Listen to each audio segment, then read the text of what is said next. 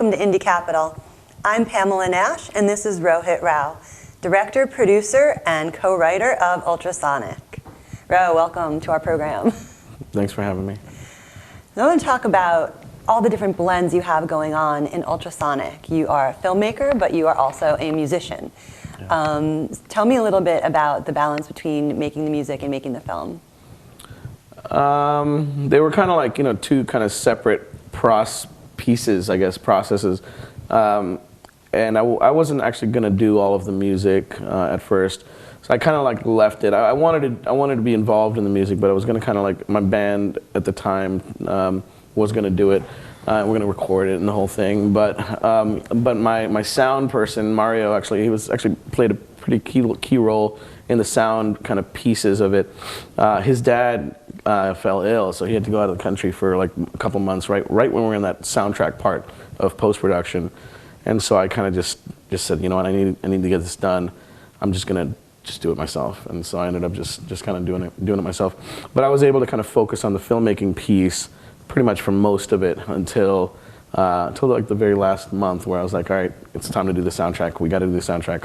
Let's just do the soundtrack. So I'm happy with it. I like it. So do you like write the music, play the instruments, and all that? Yeah. So since it was just me, I kind of did an electronica soundtrack, because I didn't have the ability to record and track a bunch of live instruments. But what I did do was, I recorded a piano piece and a couple of little guitar sounds, and then I just added like beats behind it and kind of synths and some organs. And I think it has kind of a nice frenetic feel, that balances or complements the feel of the movie, so. Does your music background influence your filmmaking at all? Do you kind of hear in the back of your mind a soundtrack as you're shooting something? That's a good question, actually, because I had two songs there. So the movie starts with a song that is like an actual live band song, and it ends with another song that's another live band song. And those two songs I knew I wanted to have in the movie. Everything in the middle is that kind of electronica kind of soundtrack that I did, but it starts and ends with these two songs. And so those two songs, actually, I did know before I even wrote it that I wanted them to be in the movie, and they kind of helped me with finding mood and feel of the movie. Yeah. So we want to talk about the mood and the feel of the movie. So what is a mumblecore thriller? So it's actually a term that was coined by a friend of mine, and it was the first time he watched it, and he was like, dude, this is like a mumblecore thriller here. And I was talking to this guy at the City Paper who wrote this article about the film, and I told him the story about my buddy called it a mumblecore thriller, and he'd just seen it. He was like, that's pretty appropriate kind of thing. And so he actually kind of dubbed it in the article a mumblecore thriller, and so it kind of stuck a little bit. But I think what it boils down to is there's a thriller aspect to it, but I mean, most thrillers are much more like larger budget and higher level produced.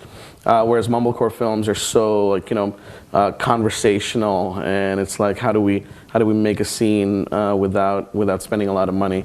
And I think really that's what it is. It's the marriage of those two things that kind of make it that. So this time last year you were contemplating you were going to self-distribute it, but now you're going with Garden Thieves. So what was the decision-making process for how you're going to distribute the film? Yeah, I still think that the self-distribution route is valid and viable and should be done, and I want to still do it.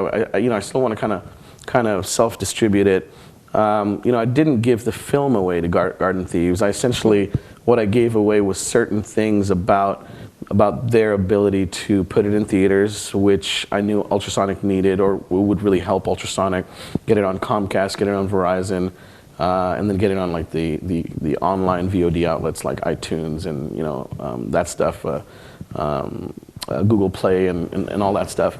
So I think I just got sweet talked, actually. The guy was like, basically, he's like, yes, you can distribute it yourself, but I can get it in theaters, you know. And I was just like, that'd be nice. That'd be nice to have, you know, the film run in 10 cities. So I was like, okay. And so I kind of made a decision. I was like, well, what do I really care about here? And what I decided I cared about was that the film gets exposure, as opposed to whether I make money on it or not. And it did. It got exposure. I haven't really made money on it yet. Hopefully I'll make money on it one day. But yeah, I think it accomplished the goals that I really, you know, wanted it to do, you know. So what do you think would be the key to self-distribution success? Do you think you'd have to specifically tailor a film that you can distribute yourself? Self-distribution success.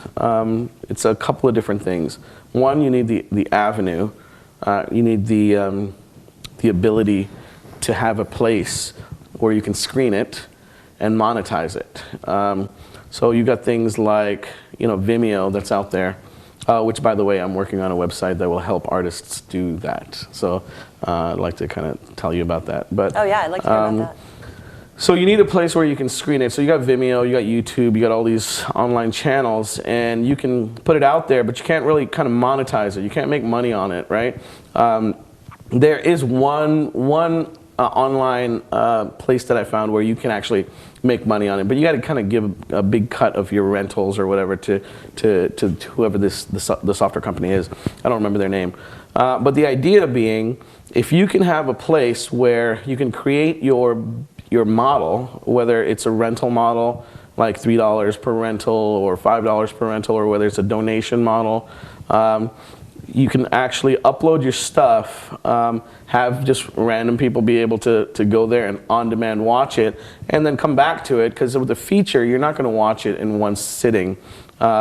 Ideally, you could actually cut it up into something that feels a little bit more episodic. But yeah, so it's still kind of like a Wild West thing with self-distribution, but I think it's possible, and I think it's more than just possible. I think it's the future. I really do.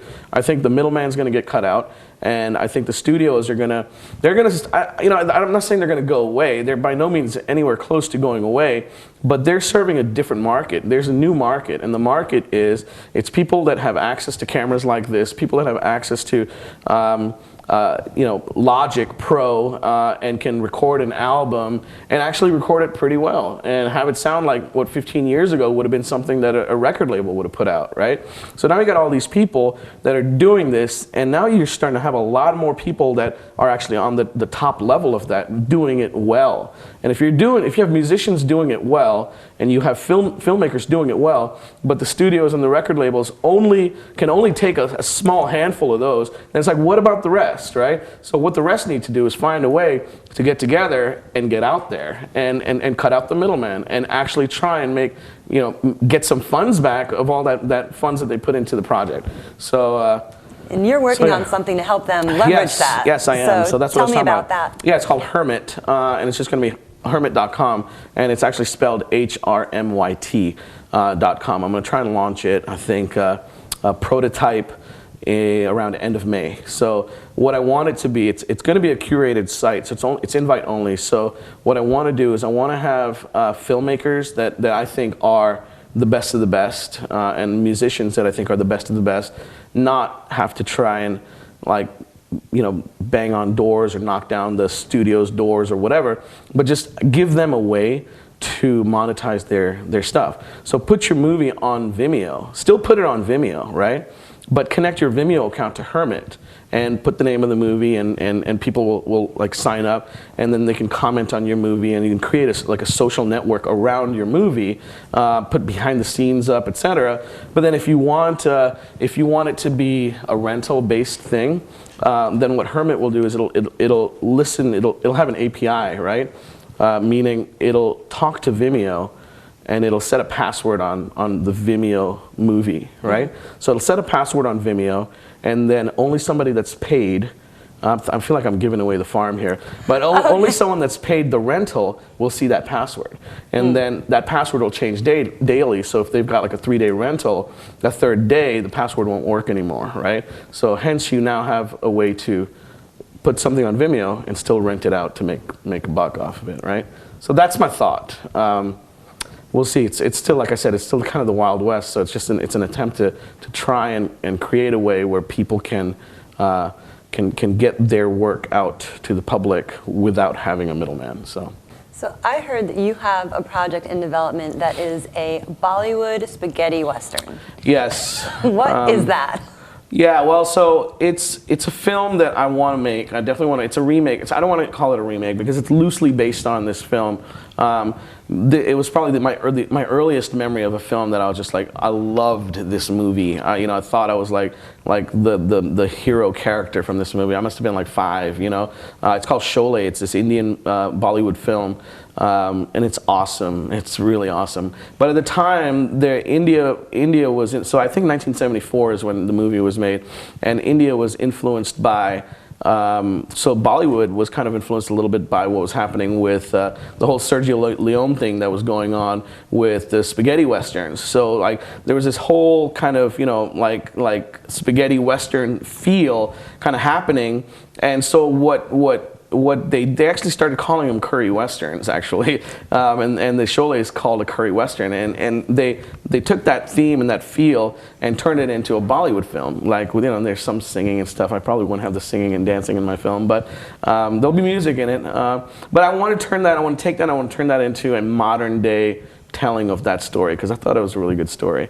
But I've realized that in order to do that, it's about these 2 thieves that with a heart of gold. They're good guys, but they're I don't know. It's a good story, right? But in order to make it, there's explosions and a lot of stuff in there. In order to make it, it would cost me a lot. It would cost me, like I'm thinking, in order to do it the way I'm thinking I want to do it, it would be probably like a $20 million picture. So to do that, I think I'm going to have to make like a one interim film before that. I'm gonna make the movie. I just don't know if it's gonna be my next film project. Do you have an interim project in mind? Yeah, I've got one I'm thinking about right now. I've talked to Mike, my co-writer, about.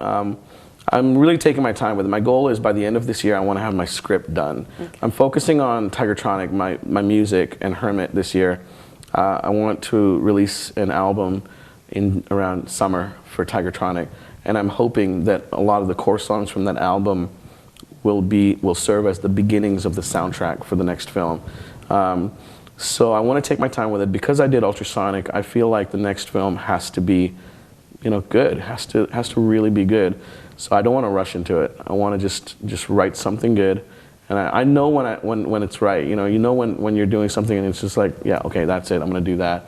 And that's kind of what I want to have with this script. So my goals for this year is get Hermit off the ground, get an album recorded with Tigertronic, and get a script done.